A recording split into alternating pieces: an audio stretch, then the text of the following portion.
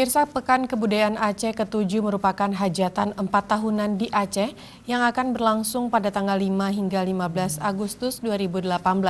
Presiden RI Joko Widodo rencananya akan membuka event besar tersebut. Pada event PKA ini ada yang berbeda dari PKA sebelumnya, yaitu adanya video mapping dan permainan laser.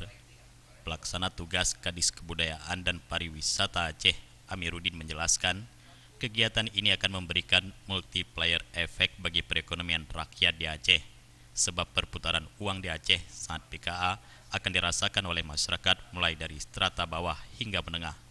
PKA kali ini diikuti oleh 23 kabupaten kota se-Aceh, negara-negara sahabat dan juga akan hadir dari mancanegara. Sementara peserta yang ikut kegiatan ini mencapai 7.500 dari setiap perwakilan kabupaten kota dan dari luar Aceh. PLT Kepala Dinas Kebudayaan dan Pariwisata Aceh, Amiruddin mengatakan, beberapa provinsi yang sudah dikonfirmasi kedatangannya adalah kontingen Yogyakarta dan Padang, sedangkan negara ASEAN, Brunei Darussalam.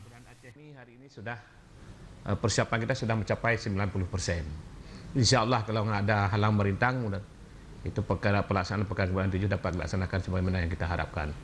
Kita juga berharap tentunya kepada seluruh masyarakat Aceh itu harus mendukung dalam semua lini untuk pelaksanaan Pekan Kebudayaan 7 ini.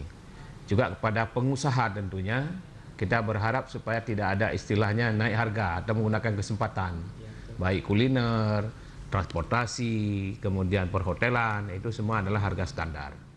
Kegiatan PKA kali ini tidak hanya berpusat pada satu tempat, yaitu Taman Sultanah Saifiatuddin, tetapi secara keseluruhan event ini akan diselenggarakan di 16 lokasi yang berbeda di Kota Banda Aceh.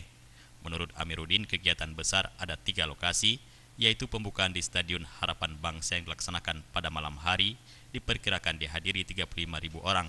Kemudian di Taman Sultanah Saifiatuddin, dan untuk Aceh Expo ditempatkan di Blang Padang Banda Aceh.